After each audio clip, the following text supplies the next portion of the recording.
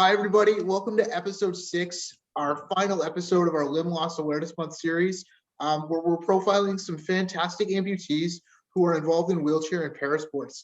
Today, I'm very fortunate to be joined by Paralympic wheelchair racer Alex Dupont. How are you doing today, Alex? I'm good, thank you. Thanks. So just to get things underway, I was wondering if you could tell us how you first got started in wheelchair racing. Well, I got hurt. I lost my leg in 2003. And I went to rehab and everything, and I was kind of needing something new to get going, because I was an electrician at the time. I couldn't do that job anymore, and a lot of things that I had I thought was going to be my normal life, that was going to be my future, had changed. So I was looking for something new to try. And in 2004, I was watching the Olympics on TV, and there was a demonstration event of the 1500 meter wheelchair race with Chantal Petitclerc and Diane Roy that was there, and really inspired me. And then I kind of just knew that's what I wanted to do. I thought it was really cool. So that's how I got going. I just called up the sport association here in Quebec, and they put me in touch with an athlete that was actually just coming back from those games, and so we got going like that. And how were those first experiences? Were they really positive for you, or were there a few challenges when you were getting started? It's you have to be honest. Wheelchair racing it's a tough sport to get into. Of course, there's challenges. There still is challenges now. I was not an athlete by any means when I started. I was on the heavier side for sure. I had some weight to lose, and it's a big steep learning curve. But I was fortunate to have been put in contact with his nickname is Skippy. Daniel Normandie was a sprinter coming back from Athens. He was also an amputee, and then I learned a lot from him. And then eventually I just kept learning on my own side too. But it's the challenge is that's a racing chair it's a small space. It's a cramped, it's a bucket that you sit into. It's a cramped space. There's nothing really comfortable about that, and then you have to fight with your reminding leg that cramps up and hurts and stuff like that. So you gotta stretch and all those things. It's a big learning curve, but it's really worth it. And now, what is it about racing that you most enjoy? Oh, the challenge, the adrenaline boost, the rush, there's a lot I enjoy about it. On distance, the whole tactical aspect that goes with it, and making the right move at the right time. It's often, it's not necessarily the fittest athlete that will be winning the race, but whoever played his card right, put himself in the right spot. And then, the whole, of course, you have to be fit too and fast. But when you get to a final, when you get a competitive race, everybody's fit and fast. So it's not necessarily who has to run the hardest at that point. Everybody's fit and fast. So who's going to play their cards right, and who's going to, use their own strength at their own advantage at the right time. So that whole tactical aspect is pretty fun. Yeah, that's really interesting, especially, when you're talking about some of the higher distances, like the things you compete in, the 1500s and the marathons and things like that, where it really does come down to those split-second decisions you're making on when do you drift behind somebody, when you try and make your pass. And so there's a lot of people who I think maybe aren't as familiar with racing don't realize when they're first seeing it. So that's really cool, and I'm really happy that you brought that up. Now, going off of that, you've been racing internationally for a few years now. You competed in Rio, if I'm not mistaken. Are there any moments or specific experiences from your racing career that really stand out to you? There's a few, but I think if I had to pick one, well, it's hard to pick one. I'll go with two. You mentioned Rio. We medal on a 4x4 100-meter relay. And the relay has been a big part of my racing career.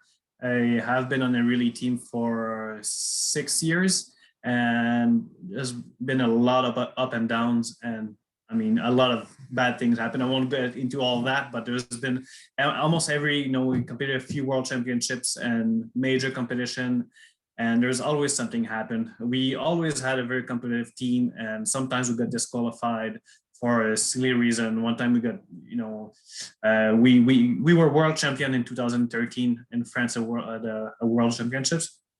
And then a few months later, turned out that one of our team members had tested positive for a doping test. So so we were champion for. I mean, obviously we had no idea, and so that that was a big letdown for us. And then every championship something happened, and then Rio finally something happened there too, where the officials screwed up a little bit the order of the relay during the race. So because of that, we didn't make it. We didn't make it through. Anyways, we protested, and we finally, at the very end, they reran the race. We were the very last event in the stadium at the Rio Paralympic Games, and then we finally medaled there. So we got the bronze medal that I got to keep, but everybody was clean, and we did well. And we got bronze, and we were even catching up pretty strongly on the second place. So it was a good race. So we went back home with a medal around my neck. So that was definitely a big one. And my next one would have been when I won the 1500 meter at Commonwealth Games in 2018. There was a strong group of people there, a strong pack of athletes, and yeah, I just had a really good race and a really good, has definitely a dark horse in there. And then sure, if you ask people around before the race, there's not too many people who will put their money on me, but I guess it was a good day for me. And I pulled one. Nice. And I'm happy you brought up just kind of how competitive the field is, because you're in a really, competitive classification. As an amputee that's racing, you're a T54. There's a lot of really big names in that category. I know we have one of our own racers, Tristan Smith, who's actually your teammate on the relay team. It just seems like it's a really kind of full and competitive group. Do you have any particular rivals or anyone that you really look forward to racing against when those meets come around? I mean, we're pretty tightly knit group of people. We all know each other pretty well. Yeah, there's. I mean, I've got a lot of friends. I mean, it's a very valid question, as I'd say right now, this moment, because it's a bunch of people I haven't seen in since. My last race was at World Championship in 2019 in November, and then COVID happened, so I stopped traveling since, and I haven't seen any of those people since then. So yeah, you miss them as friends and as competitors. There's a lot of strong people in there. I mean, I could start naming people. Tristan is one of them for sure. Teammates, it's fun to just hear like at nationals where we're just a few of us, but you don't actually know who's going to win because we're pretty competitive with each other. So it's, often it gets fun because we're, especially in those tactical races, we're going slow because nobody really wants to go out front and do the work. So we're all looking at each other. We don't really know who's going to do what move, but we also know each other well enough that we know who has what strength, who has the endurance, who has the top speed. So we're not going to, play it in, handed the win to the other guy because obviously the goal is to win. So it's fun times. I think nationals and just like your teammates, Canadian teammates here is fun, and internationally, yeah, for sure. I mean, I could just start naming it. Just looking forward to see all of them. Really, it's just fun. It's a whole thing. Yeah. And I'm really happy that you mentioned friendships, because it seems like racing has given you quite a bit off the track as well. I understand your wife is also a wheelchair racer. And you started a business related to wheelchair racing and Revolution Sports. So can you talk to me a bit about what it's like to be married to another high performance athlete and how that works? Yeah, it's a bit of an organized chaos at all time. We just keep on going. There's not a whole lot. There is no downtime really. Yeah, between work and both training, and it's a bit different right now. Elena's hurt, so right at this moment she's not training. She's doing her small stuff, but not as intensely, waiting for a surgery for her shoulder. But it's it's different for sure. Between that and we have a daughter too, so it's taking care of everything together. I mean, it's hard to describe. It's just, we get up at 6 and we stop at 10 and it just go all day. So we just, we used to train with the club in Saskatoon, but we couldn't do that anymore because our life is so hectic. We can't make up a time. Oh, well, at 10, we're there for sure. No, because I don't know what's going to happen at 10. I hope I'll be there at 10, but it might be 10:30 or it might be quarter to 10. So it's impossible to work with us, and we know it. We're a pain. So we just, make our own schedule and do our best. Yeah, and you run, as I said, you guys run your own business. You run Revolution Sports, which is in the wheelchair racing world. What made you decide to kind of start that company and build that? Were there any gaps that you saw in the racing world that you hope to fill? Yeah, well, it started off with me wanting to build my own stuff. So I started with building my own training roller because I thought that what was on the market was, I just didn't feel like I was getting what I was paying for.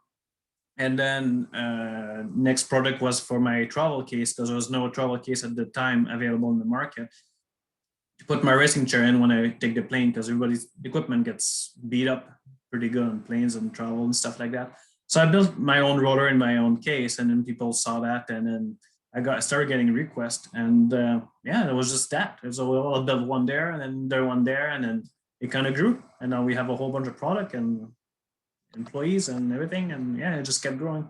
Yeah, well, that's really exciting, and it's really good to see kind of when an athlete can take their career on the track and turn it into something that helps them off it as well. I think that's something that a lot of athletes really aspire to. So that it's fantastic to see that you've had a lot of success with that. I guess my next question has to do kind of with the theme of our series. Is that, do you have any advice that you would give maybe a young amputee or somebody who's just had an amputation or an accident similar to yours, who's thinking about trying wheelchair racing?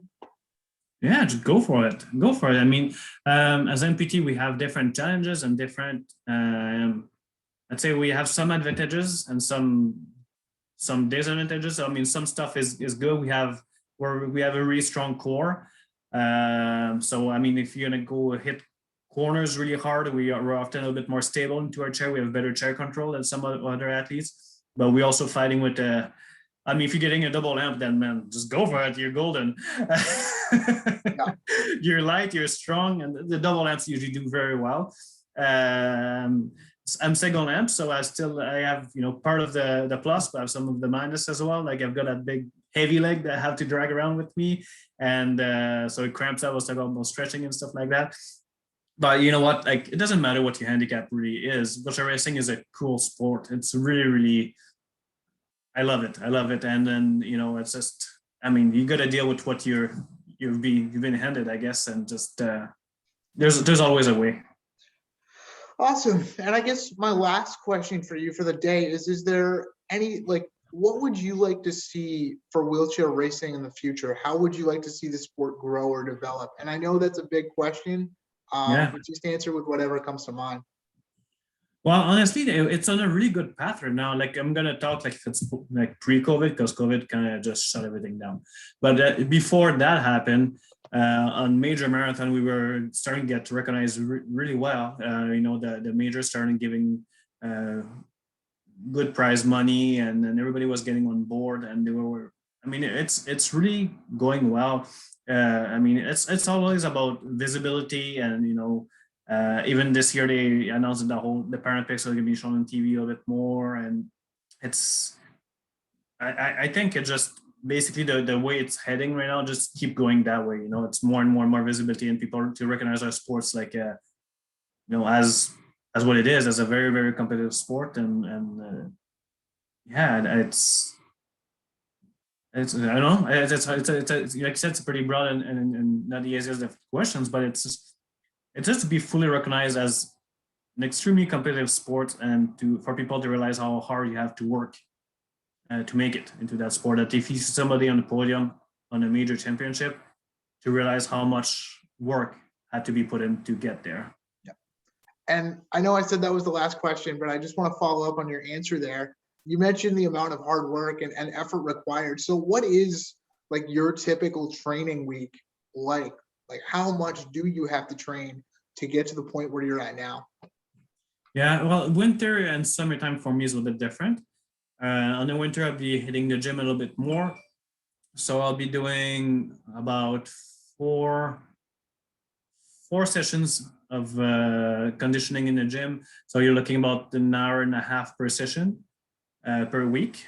So 4 times an hour and a half per week in the gym, and then about 5 or 6 times in my chair, about an hour and a half per time as well. So most days are 2 trainings, sometimes 3 training, because I've got 2 different type of conditioning in the gym. So the winter is usually a lot more packed with, trying to do some strong base training and strength and stuff like that.